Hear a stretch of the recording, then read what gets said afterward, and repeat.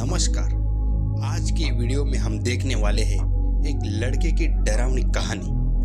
कानपुर गांव के किनारे घने जंगल के बीचों बीच एक पुराना और उजाड़ घर था। लोग कहते थे कि यह घर श्रापित है और रात के अंधेरे में यहाँ से अजीबोगरीब आवाजें आती है। गांव वालों ने हमेशा इसे नजरअंदाज किया और वहां जाने से कतराते थे।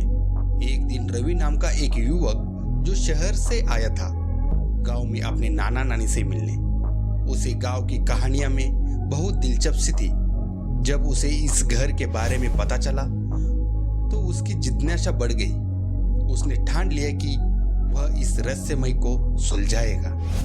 रवि ने गांव के बुजुर्गों से उस घर के बारे में पूछा, लेकिन किसी ने भी उसे संतोषजनक जवाब नहीं दिया। सबने सिर्फ इतना कहा कि रात के समय उस घर के पास भी मत जाना। पर रवि की जिज्ञासा ने उसे रात को उस घर की ओर जाने पर मजबूर कर दिया। अगली रात रवि ने टॉर्च और अपने एक कैमरे के साथ घर की ओर रुक गया। जैसे ही वह घर के पास पहुंचा, उसे एक ठंडी हवा का झोंका महसूस हुआ और अचानक से उसके शरीर में कंपकपी दौड़ गई। घर के अंदर प्रवेश करते ही उसे एक भारी सन्नाटा महसूस हुआ। हर कदम के साथ फर्श की चिरचिराहट और अपने दिल की धड़कनों की आवाज उसके कानों में गूंजती रही।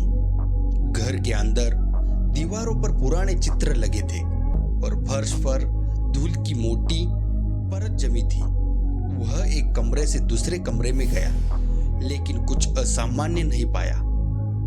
अचानक उसे एक दरवाजे के पीछे कुछ खड़खड़ाहट की आवाज आई। उसने हिम्मत जुटाकर दरवाजा खोला तो देखा कि वह एक पुराना संदूक पड़ा था। रवि ने संदूक खोला तो उसमें कुछ पुराने पत्र और एक डायरी मिली। उसने डायरी को पढ़ना शुरू किया।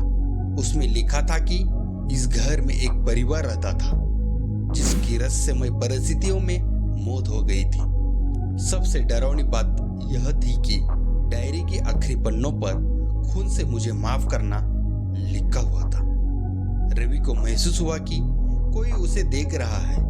उसने पीछे मुड़कर देखा तो एक काली छाया उसकी ओर बढ़ रही थी। उसकी सांसें थम गई और पैर सुन्न हो गए। छाया की उससे कुछ कहा, लेकिन उसकी आवाज सुनाई नहीं दी। रवि ने अपने होश खोकर टॉर्च गिरा दी और बेहोश हो गया। सुबह गांव वालों ने रवि को घर के बाहर बेहोश पाया। उन्होंने उसे होश में लाया तो वह कांपते हुए अपनी कहानी सुनाने लगा। गांव वाले समझ गए कि वह श्रापित आत्मा की चपेट में आ गया था।